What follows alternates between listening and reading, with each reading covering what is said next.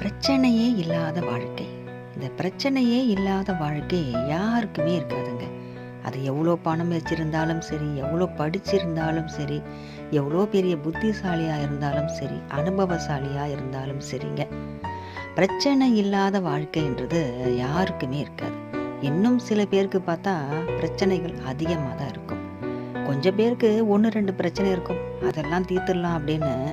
இல்லை, ஒரு பிரச்சனை முடித்தாலும் அடுத்த பிரச்சனை வரும், அதையும் கொஞ்சம் கொஞ்சமாக சமாளிச்சுட்டே வாழ்க்கையை வாழ்ந்துட்டு வருவாங்க. ஆனால் இன்னும் சில பேருக்கு பார்த்தீங்கன்னா பிரச்சனையே வாழ்க்கையாக இருக்கும். எந்த பிரச்சனையை தீர்க்கிறது, எந்த பிரச்சனையை விடுறதுன்னே தெரியாது, அந்த அளவுக்கு பிரச்சனை இருக்கும். இப்போது இந்த பிரச்சனைகள் எல்லாம் தீர்றதுக்கு என்ன வழி? இந்த பிரச்சனைக்கு தீர்வு என்ன வழின்னு கேட்டால் நான் முருகர் தந்தை தாங்க.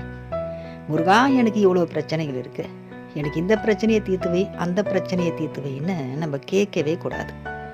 முருகா, நீ எப்போவும் என் கூட இருக்கணும், நீ எப்போவும் என் கூட இருக்கிறனால எந்த ஒரு பிரச்சனை வந்தாலும் நீயே எனக்கு முன்னாடி நின்று எல்லா பிரச்சனையும் சரி செஞ்சு என் வாழ்க்கைக்கு நீயே வழிகாட்டப்பா.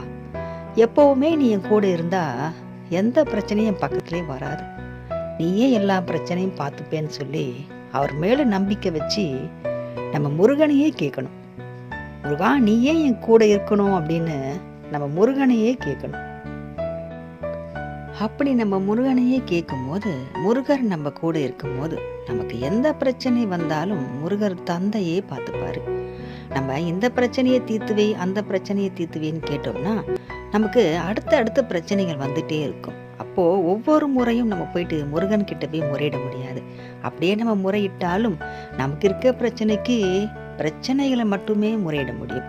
முருகனை நம்ம நேசிக்க முடியாது, வணங்க முடியாது.